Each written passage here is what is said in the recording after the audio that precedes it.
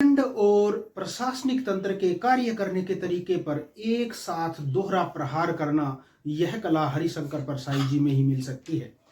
तो कथा इस तरह से आरंभ होती है कि एक दफ्तर में आग लग जाती है और पुलिस उन आग के कारणों की खोज करने के लिए जी जान से जुटी हुई है। तभी दफ्तर का एक बाबू अपनी पत्नी से कहता है कि हमारे दफ्तर में लाखों का गोलमाल है और सारे कागजात जब्त कर लिए गए हैं। उसमें ऊपर के अधिकारी नीचे के सभी अधिकारियों और कर्मचारियों को फंसा रहे हैं, उसमें मैं भी आता हूँ। ऐसे में कुछ ही दिन में मैं भी सस्पेंड हो जाऊंगा और मुझे भी जेल जाना पड़ सकता है। और वह बाबू बहुत ही घबराया हुआ है। तब उनकी धर्मपत्नी ने कहा कि घबराने की आवश्यकता नहीं है, आप भगवान को पुकारिए, भगवान से प्रार्थना कीजिए। आपने वैष्णव भजनावली में एक कथा सुनी होगी जिसमें एक हाथी को मगरमच्छ जकड़ लेता है और हाथी बुरी तरह से हार जाता है। अंत में वह हार करके भगवान को पुकार लगाता है। तब भगवान नंगे पैर दौड़कर हाथी की सुरक्षा, उसके उद्धार के लिए दौड़कर चले आते हैं।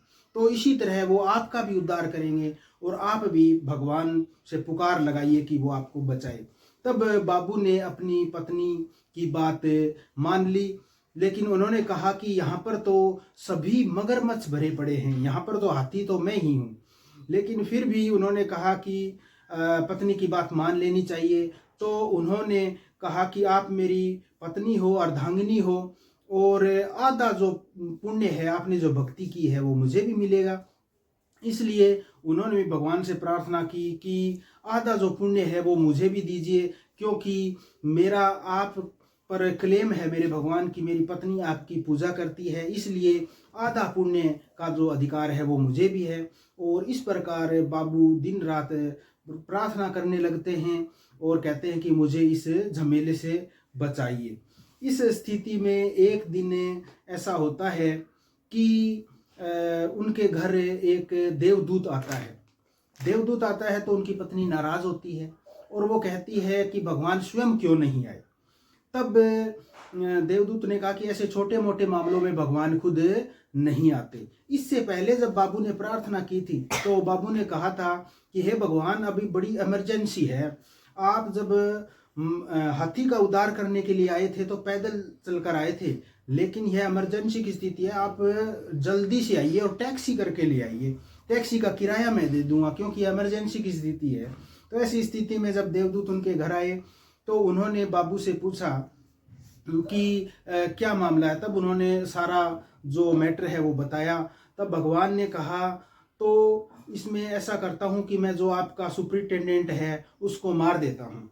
तब उन्होंने कहा कि सुपरिटेंडेंट को तो ऊपर के सेक्रेटरी ने फंसा रखा है। तो इस प्रकार ये एक चैन बनी हुई है और ऊपर के अधिकारियों ने नीचे के अधिकारियों को मामलों में फंसा रखा है, लेकिन गोलमाल में शामिल सभी हैं। तो इसका समाधान कैसे करें।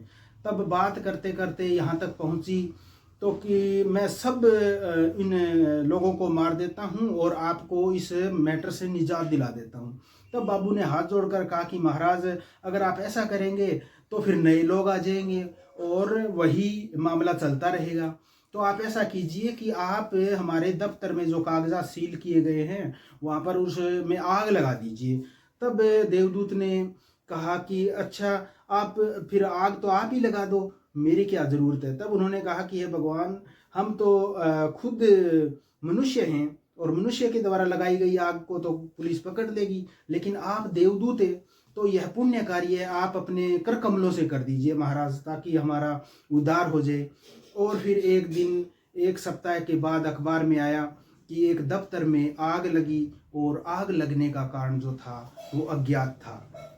फिर बहुत से सारी जांच बिठाई गई, जांच की गई, लेकिन यह आग जो थी वो तो रहस्यमय थी, क्योंकि ये देवलीला के कारण लगाई गई थी और देवलीला को मनुष्य या पुलिस कैसे समझ सकती है।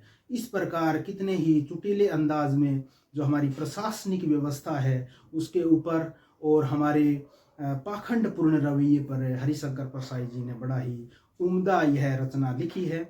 निश्चित रूप से आपको पसंद आएगी। जय हिंद, धन्यवाद।